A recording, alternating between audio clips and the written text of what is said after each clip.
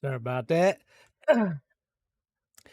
Welcome everybody to the 2-4 podcast. I am your host, Christian. Um yeah, welcome everybody. This is gonna be a part one. The broski is not here at this moment because he got called into work, and so gotta handle life. So we'll do a part two. Keep a lookout for that. Um If you're not subscribed, please subscribe. Like the video. If you don't want to subscribe, at least like it for us, guys. So that would help a lot with the algorithm. Comment. I would love to see anything that you guys have to say, and I'll get back to you guys, man. I pay attention, anyways. Um, but let's get into it, man. Today the Raiders played against the Broncos, division rival. And this is a must win, not just because it's a rival, but because we had yet to get a win. We were the only team who had yet to win a game. I mean, there is, the Texans who technically don't have a win, but they have a tie, or whatever you want to put into that. But we're the only ones that didn't have one, but that changed today. That changed big time. And believe it or not, man, getting one in really takes the monkey off your back and it gives you confidence. Gives you confidence in knowing that you can do this. The kind of stuff that you were saying that sounded nice was like no longer just kind of like, I don't know, I guess you could say like hollow or empty words, because you're saying like the politically correct kind of things to the media of just like we're right there and all that. And I mean they technically were always right there, but they got in their own way, and it was a matter of putting two good halves of football. And I believe that they, for the most part, did that. And it helped tremendously that we started to see more of things that we were hoping to see, the things that were on our wish list, especially here on this channel. We were begging for them to commit more to the run. We were begging for these guys to start making bigger impact plays on defense. It's like this defense is decent. I'm not gonna say it's like really really good, because in order for it to be really really good, we need to not rank so low in a lot of areas. I looked it up, and we're near the bottom for like the yards allowed per game. Like that's not something you want to be a part of. It's it sucks because the defense, would always play great in the first half or maybe even the second half, but not the first half. It's a vice versa thing. And so when they are pooping the bed, man, they are big time dropping the Amber Heard on that bed, bro. Like they're just allowing too many points, too many yards. They can't seem to get off the field. And so today, I mean, it was like amazing because like last game we saw some things that that we weren't seeing a lot of, especially in years past. We weren't seeing um the guys getting a sack or an interception as early as they were in the season. And but it was like we need to string those things together. We need to like keep putting heavy pressure, not just a little bit, not just making sure that you don't give things up. Excuse the lighting. I just wanted to like look up the some of the stats, but like we had 3 sacks in this game and 4 quarterback hits, and and we had 7 tackles for losses. We had I know we had the forced fumble, and that fumble recovery for a touchdown, first defensive touchdown since 2019. I mean, that's huge. Those things allow for you to, have some breathing room against your opponent, and also really pump guys up that, like, because early on it was like we were kind of neck and neck, and to be able to like have a big play like that, it, like I said, it gave you big time breathing room, and it allowed for you to, you know do some things that maybe you weren't able to do in the games prior, because a lot of the times, I mean, we were kind of behind. We only had uh one game with a hot start, and that was against Arizona. And but just having that breathing room, I think that also allowed us to commit more to the run, because something that I've kind of noticed with the play calling, and we don't know if it's Josh or if it's Derek, but it's definitely a combination for sure of the two. Because even if it, let's say it's mainly on one, well, the other one should be calling the other one out. You know what I mean? Like, and Derek shouldn't be like, if it's Josh saying we need to keep passing the ball and all that, like, and Derek need to step up and say, yo, we need to get Josh going, because the dude is playing really well, but the stats would say that he's like, I think a 21st, tied for 21st or something like that, from running backs. But then if you look at other stats, you see that he's like kind of in the getting near the top 10, and he would be for sure in that top 10 of running backs if we committed more. And he had a tremendous day today, because I mean, we committed to the run. Like, this dude went off. Like, he carried 28 times. That is exactly the kind of number that I wanted to see. I said no less than 20, but really for me, I would want to see no less than 24. And dude averaged 5 yards a carry, and we he had one really long one for 43 yards, and he finished the game with 144 yards and 2 touchdowns. That's huge. That's tremendous. When you see your running back doing like like crazy good things, I mean, it pumps up the team. Like, why do you think the Legion of Boom was the Legion of Boom? It wasn't because of the defense. The defense was inspired by Marshawn Lynch, beast mode. Whenever you have a pretty good running back, I'm telling you, the running back does things to an entire team. It makes them play harder. It makes them want to do these flashy highlight plays. It's just crazy good when you have a good running back, and we have a good running back. I wouldn't say he's elite, but he's definitely good. He's one of those guys that you definitely say is really above average. And I've noticed this year he's been a different back than years prior, and I love it, because before he was like the poor man's Nick Chubb, but like now he's like doing some of that plus poor man's Le'Veon Bell, because Le'Veon was very patient before he would hit a pocket. You know what I'm saying? When he sees that there's a hole open, like he's not quick to jump it right away, because he also wants to see what's going to be out in front of him once he passes that line, because he's trying to get as many yards as he possibly can. And we're seeing him like definitely accomplish those things. And it was great to see Derek Carr finally run out of the pocket and get some rushing yards in there, because the dude is very capable. Like, his athleticism and speed is very underrated.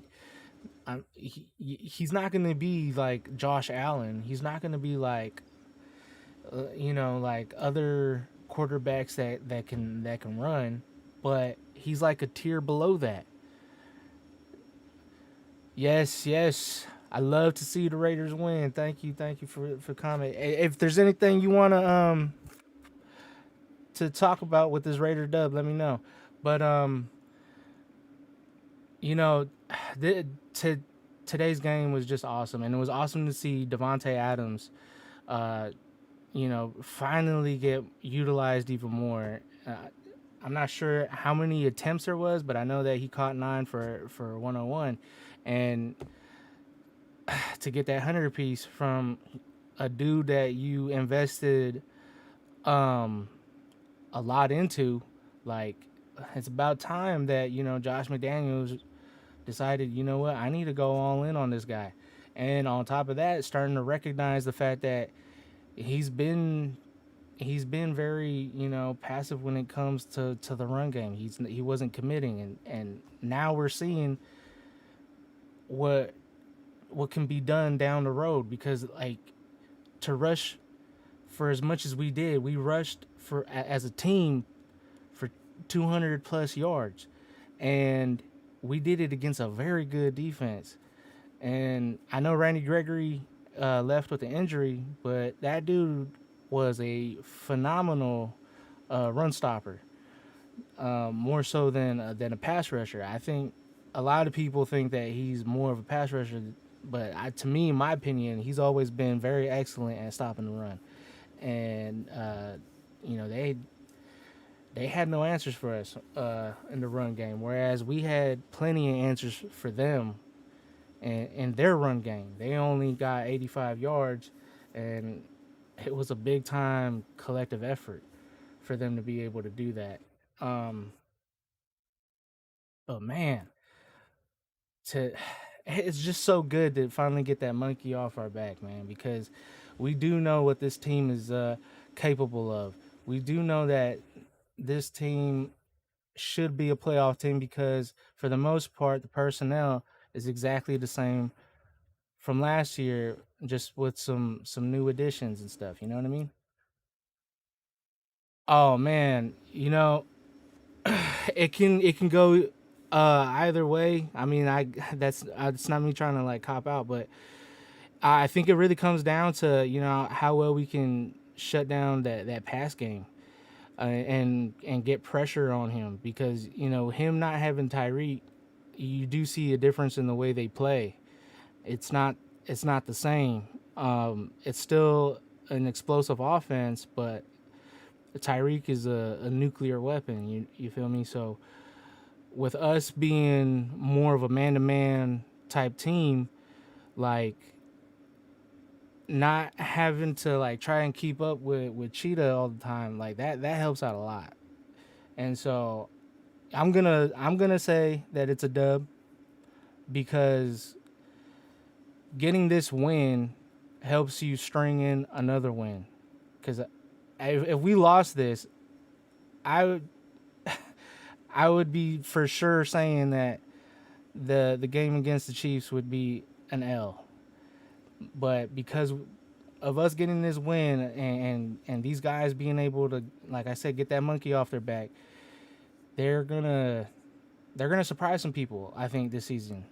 It sucks that we couldn't get a win earlier in the season, but I think we're gonna surprise people because, like, uh, I didn't check the rest of the games that happened this week, but I know I know that like us getting a win improved our odds of making the playoffs, and also with how tightly contested our division is, like us stringing in some more dubs doesn't take us that far away from being first in the division. So we're not that far behind. Um, I know it feels like it, but as long as we don't string in some more L's and we just keep the ball going in the right direction, and look at this game as nothing but positives, I think we'll be able to accomplish some things that, because like think about it. Last year we were counted out. Last year multiple times throughout the year, we were counted out, told that it was impossible for us to make the playoffs, that there was too much uh, of advantage that other teams in the AFC had, and even in our own division. Like everybody was betting the money on the Chargers to be that other team from our division to go in, yet you know we were the ones to overcome so many obstacles, and so the thing that I do love about this team, with it being so much the same of what we had last year, is that the character of these guys has been tested, and and they've proven themselves that they can overcome any steep hurdle. So I'm just loving what I'm seeing from our team overall, man. And Nate Hobbs today, I gotta give a shout out to this dude, man. He was playing phenomenal. He was playing out of his mind, and I think that like the Chief got to be scared. Yes, the run game was fire today. We and it can't just be from Jacobs either. Like I need to see Carr running as well, because him, like he got us some first downs, man. Him doing his thing. He rushed for 40, and that's like that's huge. Like I said earlier on, his athleticism, his speed, and all that is very underrated. So even if the Chiefs feel like they can answer for the guys that we got out there, they got another thing coming to them, man. Because like I'm a Carr believer. I know that a lot of Raider Nation does not share that sentiment, but I feel like he had a lot going against him, and for him to still be as good as he is, like I think that says a lot about him, and especially what he overcame last year with being the leader that he was for this team. And I have no doubt that these guys, seeing him rush for 40, like really lit a fire under these guys' butt. Um, man, it was such a great sight to see Denzel Perryman out there as well. We missed him dearly, and there was a couple plays in there where this dude, he like he couldn't have figured out the play any better. There was like a couple times where they tried to rush, and he saw that and stopped him, and got 2 tackles for losses, bro. Like those are huge things. And Max Crosby, like all season, this dude has been like the main heartbeat of this defense, and he could not be stopped. And 2 sacks, 2 tackles. I mean, no, not 2 tackles. 4 tackles for a loss. And man, dude, like I just love this dude's energy. I love seeing him out there. There's just something about Max, bro. Like if I was his teammate, man, I'd run through a brick wall with him, bro. He makes me feel like I can do anything. And I know that the rest of the D line hasn't done the most awesome job of penetrating, but like you don't see him being a bad teammate. You don't see him like getting on Chandler Jones' butt about like, bro, you supposed to be better than this. You a legend in this game. Like you don't see him doing any of that. I bet you he's just encouraging dudes, saying that hey, it's in time, it's gonna happen, and hopefully, our defensive coordinator Patrick Graham, hopefully he'll kind of now, like, because this has been my wish list so far this season, is for Chandler Jones to be lined up on the same side as Max, and just move him around, because I feel like him always attacking the left tackle, like he doesn't have it in him anymore to be that dominant guy, but he definitely has it in him to go against a lesser assignment. Yes, the O line has not been great, and I think that this is a better run blocking team than a pass blocking team. Um, the O line has not given Carr the time, and Dan Orlovsky, like he's there's a reason why he was never like a star quarterback, bro. This dude, like if you were to like diagnose everybody's game tape, you're always gonna find people open that the quarterback missed, and he decided to take a shot at Derek Carr. And it's like, bro, if you ain't got the time to like go through all of your reads, then of course you're gonna miss dudes. It's not intentional, you know.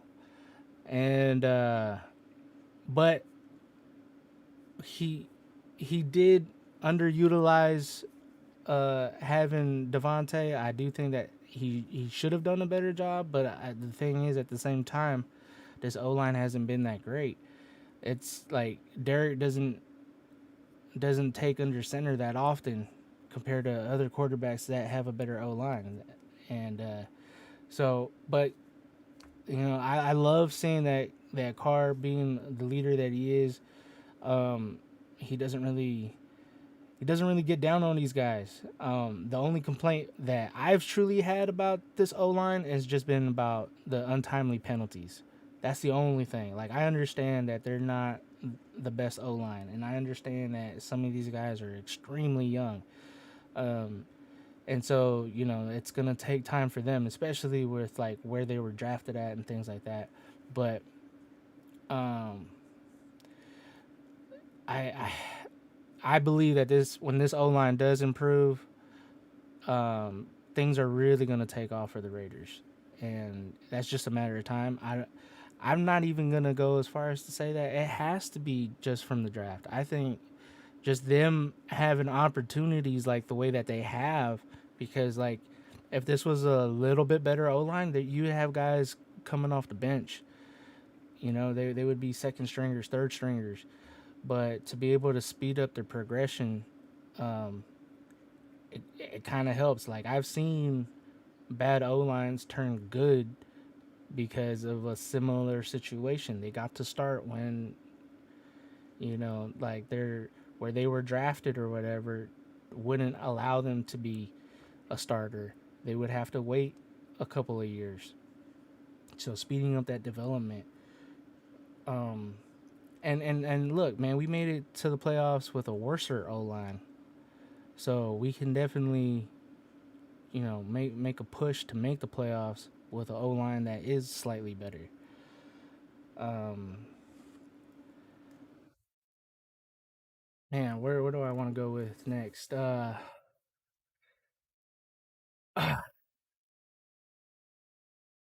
want to talk about the run game some more. Um, and Josh McDaniels with the way he calls things. I truly believe that we can win against the Chiefs if we just keep running it down their throats.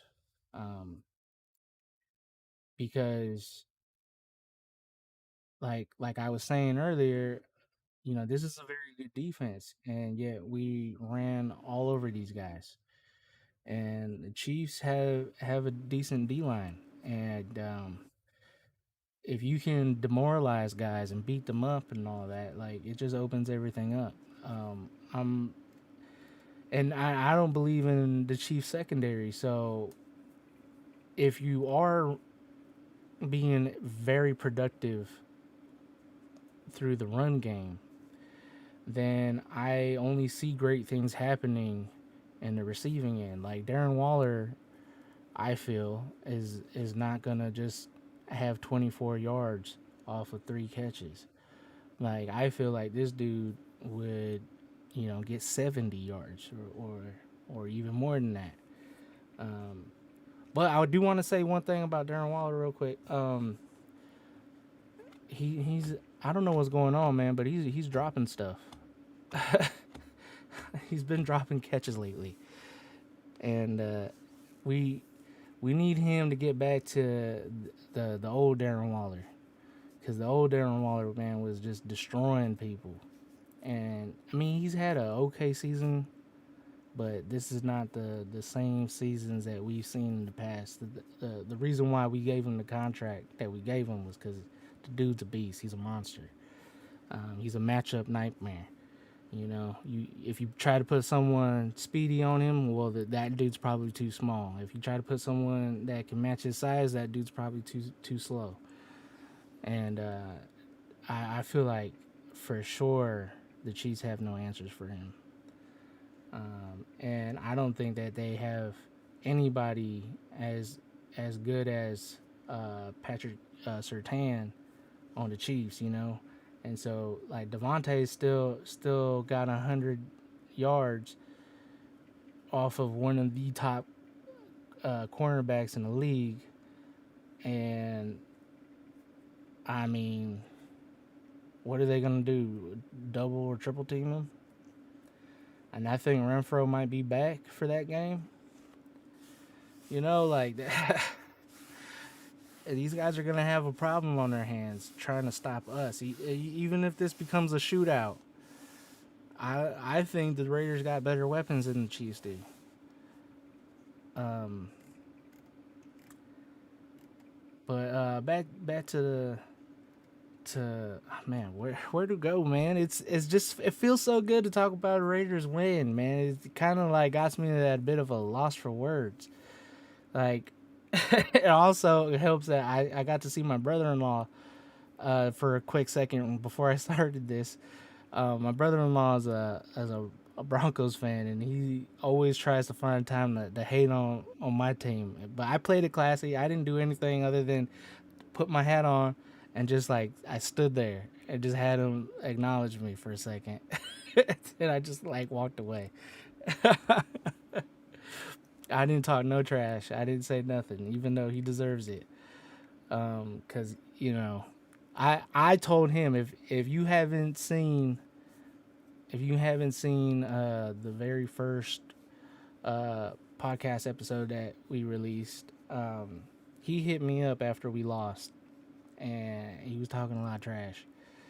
And I said to him, "You better not lose to any of these bum teams that your team is going against." Because this is a tough division. If you ain't got the dubs against at least the bum teams, like you're gonna be like missing out on the playoffs. And I said a bunch of other stuff, and sure enough, they lose to a bum team, and and they almost lost to another bum team the following week. And so I don't got to do nothing, man. They do it to themselves. These hating ass people from other divisions, man. I couldn't help it. I had to say hating ass, because like think about it, man. In our division, uh, all of these teams have us chalked in as Raider week, but us Raider fans, we never say Broncos week, Chiefs week, Chargers week. We never say that crap. Because for the majority of the history of the Raiders, man, we've always whooped on these dudes. So we had a long string of being bad, but you know that's how they caught up to the numbers historically, you know. But when the Raiders are good, these dudes can't handle us, man. They can't hang. And if we get a dominant O line like we had with Carr early on in his career, and we have all these weapons, bro, like there's no stopping us. No stopping us. Um, you know, I should probably talk about the O line, you know, because like if we're talking about the rushing yards, it just kind of like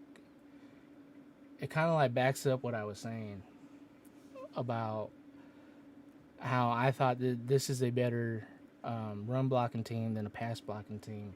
And again, I hope Josh McDaniels realizes that by now. And because like I didn't appreciate the fact that this dude was going a lot. He was leaning a lot with this New England way of like I test everything out for the first month. If we get if we get dubs, we get dubs. If we don't, we don't. It is what it is. But the rest of the season, we're always gonna string in all these dubs. I didn't like that because I feel like he was demoralizing our team, and he had a chance to lose this team and lose his job. Because I mean, we've all heard the the news about him having a private meeting with Mark Davis. So I hope he doesn't take that approach from here on out. Um, I hope he does not take that approach the next season. I'm not gonna look that far ahead, but I'm just saying for his tenure as head coach for however long that is, I hope he quits that crap because I feel that you should treat the preseason as the preseason and not the first 4 games as the preseason, man. Like, and these wins are too precious, bro. These these wins, like, I mean, you heard how down everybody was with us. You heard all the sports shows talk about how we're pretty much out and that this is disappointing. There's no coming back. Uh, I heard on First Take with Mad Dog, who I cannot stand with the passion. Not because he would talk crap about the Raiders, but just in general. Like I've heard this dude many a times over the years. I cannot stand him. But this dude said that our season's over. Like he said, and he's just like, "Bye bye, you guys suck. Get out of here." Um, and that's not true. I mean, he's not watching these games. The national media doesn't watch closely. They don't see that like we're right there. We could have easily been like the Eagles, undefeated, but our coach was playing around too much.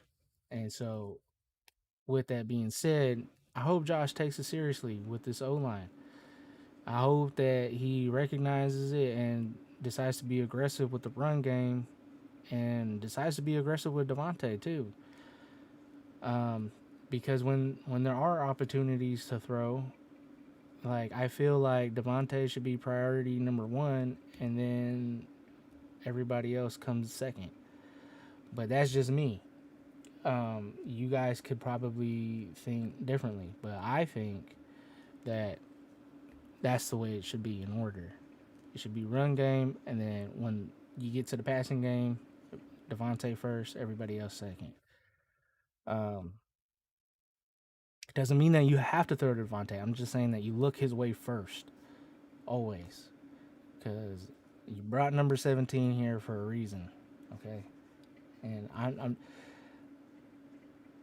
I'm serious. Like you can't bring a weapon in like this and just do nothing with it, because that's what I felt that they did for the last couple weeks, and we should have had more of what we had in week one, but maybe toned down just a little bit. Um,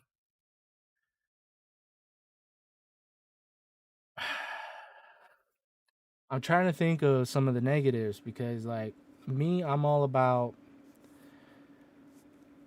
I try not to be a negative Nancy. I try not to be somebody who rains on the parade when, especially like right now, there was an important win.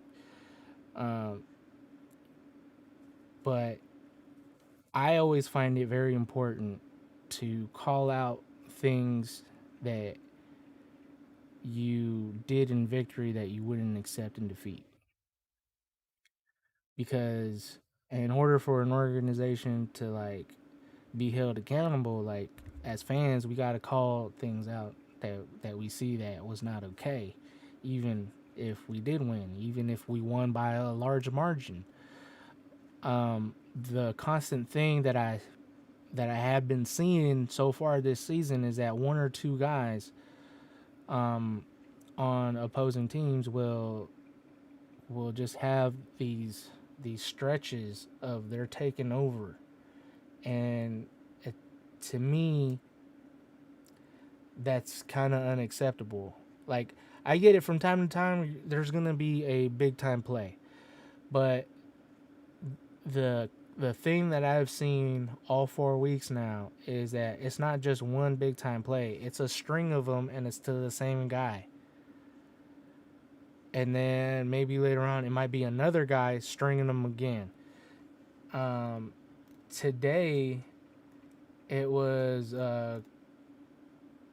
early on. It was Cortland Sutton. I mean, he only finished with 52 yards. It's great that they eventually started to stop him. Um, but he he averaged 10 yards a catch, 10.5 yards a catch. Um, and I remember there was a string of passes to him, and it felt like he was just destroying us. It felt like, oh, here we go again. Like, this is the reason why we're gonna lose, is because of this thing that I seen happen time and time again. So I saw it happening more so with Cortland Sutton than I did with like Jerry Judy. Jerry Judy should have been utilized a little bit more by them because he was averaging 13.3 yards a catch. Um, but I didn't really see a string happen. I just saw that every time they threw it to him, he had a great opportunity to make things happen. But Cortland Sutton, though, that was unacceptable. That was, to me, something that they need to look into because I don't know how you get lost in the sauce when a dude caught on you twice. By that time, you should be like, for sure, being like, we need to keep eyes on him. Nope. There's a third catch. Okay, maybe we should really pay attention. Nope. There's a fourth catch. Like, that was annoying. That was annoying to see that, this bad habit keeps rearing its ugly head of just not making adjustments fast enough. That, I guess that's what you could really call it. Is just is adjustments aren't being made fast enough when we need it the most. We're fortunate to win, in my opinion, because like I think that they should have quit scoring um, in that first half. I felt like we should have just shut them down completely in the second half. And I say fortunate because, um, I mean, I think they did make the adjustments, but I don't know. I put a high bar on things because I've seen greatness throughout the league and what it looks like when it's like greatness sustained, meaning like, you're not just a one hit wonder. You're not just sustaining good success for 2 years. I'm talking about multiple years, like 5, 6 plus years, and the level of excellence that is required. And you know, two of the most famous mottos that the Raiders, coined is just win, but also a commitment to excellence. And when that string of catches was happening by Cortland, like I didn't feel that was a commitment to excellence right there. Because, like I said, that should have been a no go after catch two. You shouldn't have had him catch you with your pants down, like all the way to the end zone. Um, so yeah, like I said, that was unacceptable to me. That's one of those things that I say you can't you can't accept it in victory because if this was a loss, you definitely wouldn't have accepted it. So that to me is the true definition of a commitment to excellence. And but for the most part, I think that I got to give the Raiders like A minus. This was a great win. They knew they had a sense of urgency. Penalties weren't really a factor, I believe. Um, Only thing that kind of sucked was when Carlson couldn't get the extra point, um, to just add a little bit more of a gap, um, because this defense is so good that they've kept teams under a certain amount of points. I mean, this is excellent. Like I said, this has been a very good defense. This The only reason why the Broncos won 2 games was because of their defense. Their defense kept them in games. Yet here we are scoring 32 points on a team that's one of the more phenomenal defenses in the league. Um, but I can't say that there was too many negatives, to be honest. Keelan Cole, he messed up on on a punt return. I kind of I kind of think he should be. I don't know, man. This is like what, the third week Keelan Cole has had some letdowns for us. Um, I know for sure last week he was a big time disappointment. Um, you know, I know it doesn't seem like a big deal because he's a special teams guy mainly, but you can lose a game definitely because of your special teams. Um, and so I kind of feel like maybe he needs to like be on the practice squad or something. I don't know. Or maybe he just needs to be flat out benched for a week and just. I don't know. I don't know. I don't think his confidence is there. I kind of feel like he's a little bit overwhelmed being out there at times. Um, Made me think of something, and I just lost. Oh, Mac Hollins. Okay, so I thought Mac Hollins had a very good game for us. I know that he only had 33 yards. Like I said, this is a very good defense, especially in their secondary. They were shutting stuff down. But Mac Hollins still continues to make his presence felt. Like he helped pin the Broncos down to the 1 yard line, 2 yard line, or something like that. And that was on special teams. He doesn't care if he got to make plays on special teams. Like, this dude thrives on it. That's how he made the team to begin with. Like, he was too good on the special teams that they were like, we have to give him a shot. With the actual offense as well. So, shout out to Mac Hollins. To me, this is still a great productive week for him.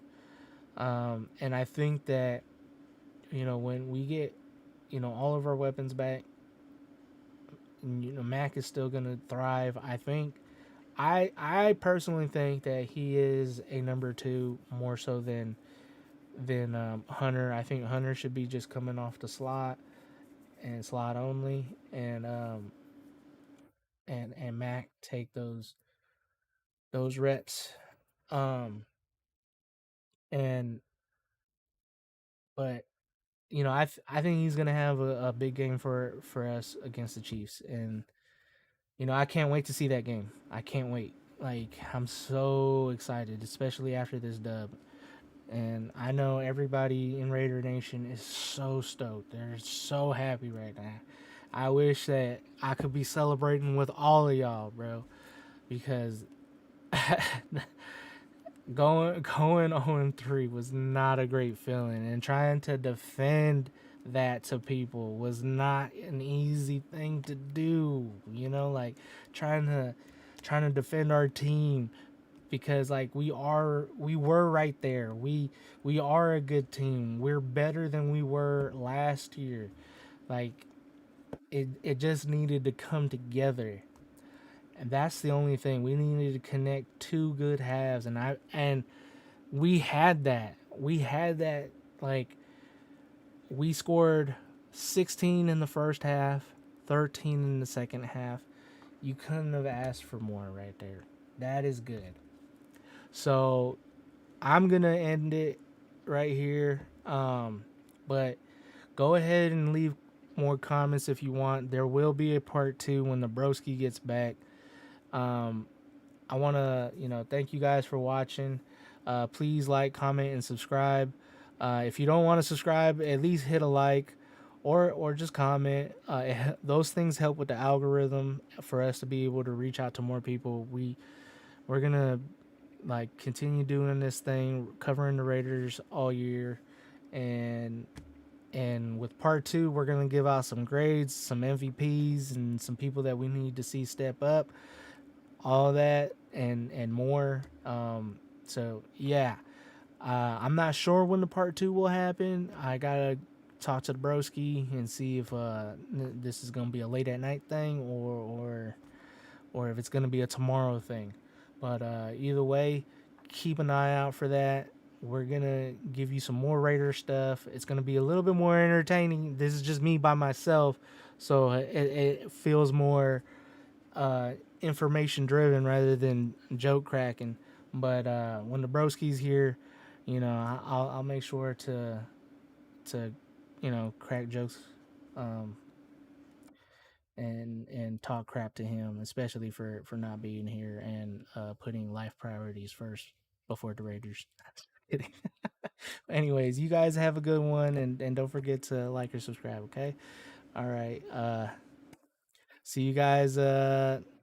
See you guys when I got the broski. Later.